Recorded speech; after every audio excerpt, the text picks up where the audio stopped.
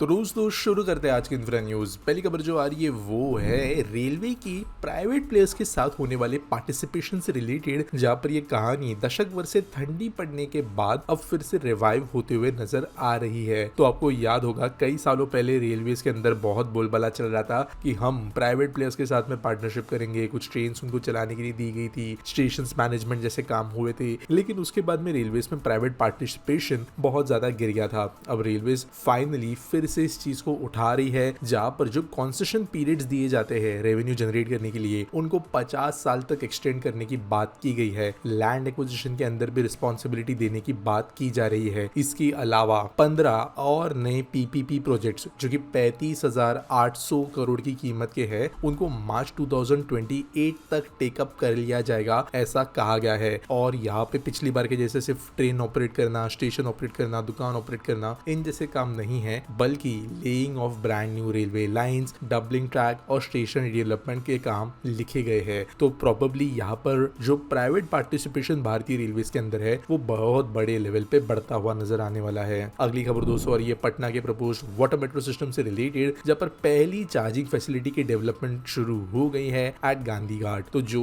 Water metro चलने वाली है मेट्रो पटना के अंदर, और कुछ जो बोर्ड्स वगैरह चल भी रही है, वो चार्ज करने के लिए ऑब्वियसली वाटर के पास में चार्जिंग स्टेशन की जरूरत है। तो 10.5 किलोमीटर का फर्स्ट कॉरिडोर जो दीघा घाट से लेकर कंगन घाट के बीच में बन रहा है, उसके लिए ये काम किया गया है। वैसे जिनको नहीं पता उनको मैं बता दूं कि फरक्का महतो घाट, नारियल घाट, पानापुर, कोंडहरा घाट, काली घाट, इन सब जगहों पे स्टेशंस बनने वाले हैं। और inland waterway authority of India जो है यहाँ पे डेवलप कर रही है बिहार गवर्नमेंट के साथ। अगली दोस्तों जो खबर आ रही है वो है उत्तर प्रदेश से, जहाँ पर 56,662 acres of land across 33 village जो है वो एक्विजिशन के लिए प्रपोज कर दिया गया है by Bundelkhand industrial development authority. तो ये जमीन अक्वायर हुई नहीं है, आइडेंटिफाई की गई है कि इसको अक्वायर किया जा सकता है इंडस्ट्रियल पार्क्स को बनाने के लिए। यहाँ पर पहले फेज में 21,364 एकर्स अक्वायर किया जाएगा, जिसके बाद में सेकंड फेज में कंप्लीट एक्विजिशन होगा और यहाँ पर इसको फास्ट ट्रैक लेवल पे किया जाएगा, ऐसा गवर्नमेंट का कहना है। 56,000 एकड़ जो है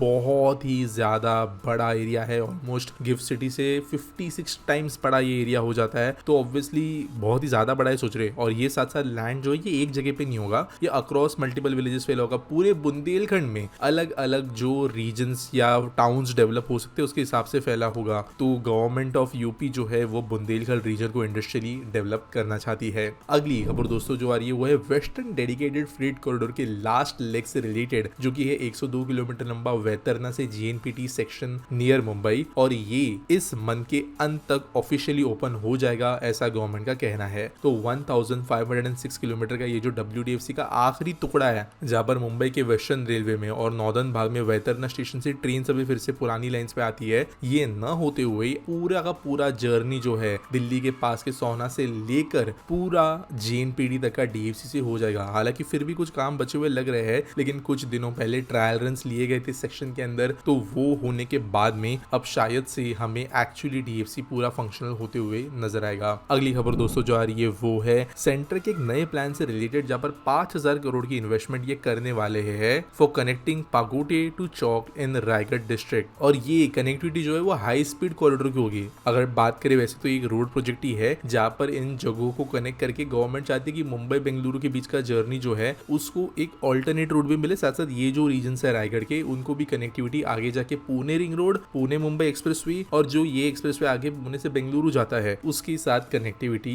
बढ़े। इसके लिए जो है काम ब्रीफिंग का शुरू हो गया है। आज के आसपीटी सॉल्व के बारे में बात करें तो श्री संजय पूछते हैं, जो पूरा बुलेट ट्रेन प्रोजेक्ट है उसकी टेक्नोलॉजी से सीख कर हम अपने रेलवेज, RRTS, मेट्रो में कुछ इंप्लीमेंट कर सकते हैं क्या? देखो कुछ चीजें ना ऑब्वियसली इंप्लीमेंट कर सकते हैं in terms of execution bullet train का कैसे किया जा रहा है। जो हमारे गर्डर लॉन्चिंग की स्पीड है बुलेट ट्रेन के लिए, जो पियर्स बनाने की चीजें है वो हो गया, ये सब ऑब्वियसली जो इंजीनियर्स का एक्सपीरियंस है, स्टेशन डिजाइन की चीजें हो गई, ये कुछ हद तक इंप्लीमेंट हो सकती है। लेकिन जो टेक्नोलॉजी एक्चुअल बुलेट ट्रेन चलने के लिए है, या एक्चुअल ट्रैक लेइंग वाला काम है, एक्चुअल जो ओवरहेड वायर्स एंड सिग्नल्स का काम है, वो हम डायरेक्टली इंप्लीमेंट नहीं कर सकते। डेरिवेटिव्स में भी ऑब्वियसली इंप्लीमेंट हो, और जो कंपनीज है वो वैसे भी डेरिवेटिव्स बेचती है, रेलवेज खरीदती है अपने सिस्टम्स के लिए। क्योंकि अगर आप एक्चुअली बुलेट ट्रेन वाला ही सिस्टम यहाँ पे लगाने जाओ रेलवेज में, RRTS, मेट्रो में, तो ऑब्वियसली एक पॉइंट पे वो डायरेक्ट बुलेट ट्रेन ही बन जाती है फिर। और दूसरी तरफ में आपको जो है कॉस्ट्स के अंदर एक बहुत मेजर एस्केलेशन देखने मिलता है। एक जगह पे जो है बहुत ज्यादा हाई स्ट्रेन की continuous welded light rail use हो रही है और दूसरे पे रेलवेज की रेल है। दोनों में जमीन आसमान का फर्क है। एक तरफ बलास्ट ट्रैक्स है, दूसरी तरफ में concrete precast slab use किया जा रहा है। दोनों के कॉस्ट में जमीन आसमान फर्क है। एक लाइन जो है वो जमीन पे बन रही है, एक लाइन पूरी की पूरी वायरडक्ट पे बन रही है ब्रिज पे, तो वो भी जमीन आसमान कॉस्ट का फर्क है। तो हर चीज इंप्लीमेंट नहीं हो सकती,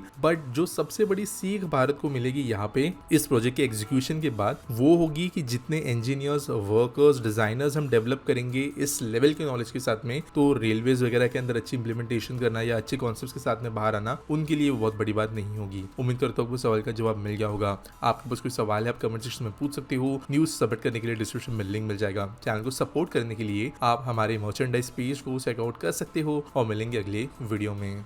इंडिया की सबसे आइकॉनिक इंजीनियरिंग कहानियां अब आपके वॉल पे। ये सिर्फ फ्रेम्स नहीं है, ये है इंडिया की स्पीड, स्ट्रेंथ और टेक्नोलॉजी का सेलिब्रेशन। हर design power train design company ने इंजीनियर लेवल प्रिसिजन के साथ बनाया है। हर frame high quality 3D printed technology के साथ में बनाई गई है, जिसमें आपको मिलता है एक premium double frame box structure with matte finish inlay, एक क्लीन इंडस्ट्रियल लुक के साथ, जो इसे बनाता है ट्रूली यूनिक एंड एक्सक्लूसिव। 2000 से ज्यादा इंफ्रा वीडियोस बनाने के बाद अब हमने एक नया मीडियम लॉन्च किया है, जिससे आप हमारी इंफ्रा स्टोरी टेलिंग को सपोर्ट कर सकते हो और अपने रूम में एक एक्सक्लूसिव इंजीनियरिंग टच ऐड कर सकते हो। जो फर्स्ट बैच ऑफ 50 कस्टमर्स होंगे उन्हें एक फ्री लोकोमोटिव किचन भी मिलेगा और चाहे तो इसे सेपरेटली भी परचेज कर सकते हो। तो अगर आप हमें सपोर्ट करना चाहते हो तो ये in house developed infra frame आप परचेज कर सकते हो डिस्क्रिप्शन और पिन कमेंट में दिए गए लिंक के साथ।